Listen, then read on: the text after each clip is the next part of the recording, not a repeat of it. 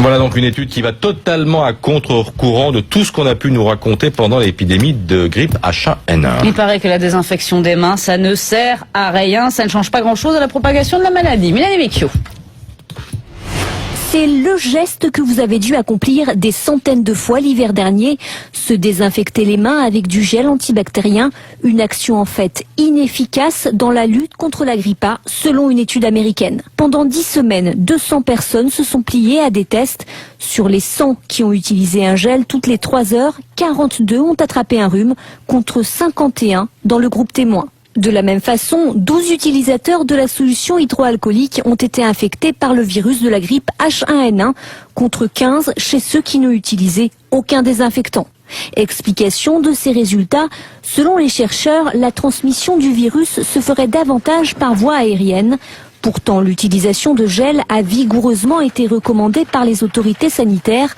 Pendant la pandémie de grippe H1N1, les fabricants de solutions antibactériennes s'en sont frottés les mains. Des millions de flacons ont été écoulés en quelques semaines. Bon, revenons à un usage plus classique de ces gels. Est-ce qu'on a raison de les utiliser en permanence ? En permanence, non. Et c'est l'occasion vraiment de rappeler les bonnes pratiques sur ces gels.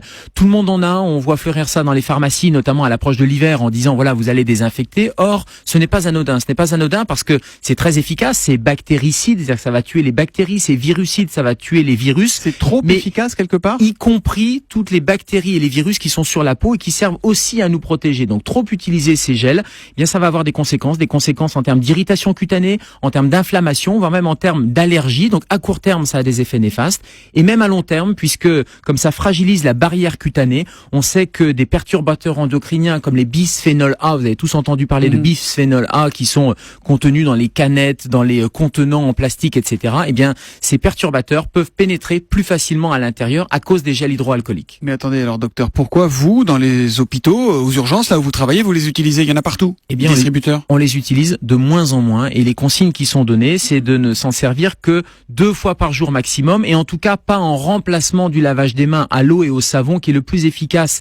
Et j'allais dire le plus anodin, donc les consignes pour les professionnels de santé sont très claires maintenant. Quand on peut se laver les mains, on se lave les mains et c'est uniquement quand on n'a pas de point d'eau de disponible qu'on va utiliser et pas plus de 2 fois par jour parce qu'on a vu déjà une explosion, notamment chez mes collègues infirmières, d'allergies ou d'irritation cutanée. Et puis on le rappelle, c'est sur des mains sèches, on met une petite quantité, on va frictionner et absolument pas sur des mains lésées ou mouillées parce que là, le gel aurait des effets néfastes. Voilà.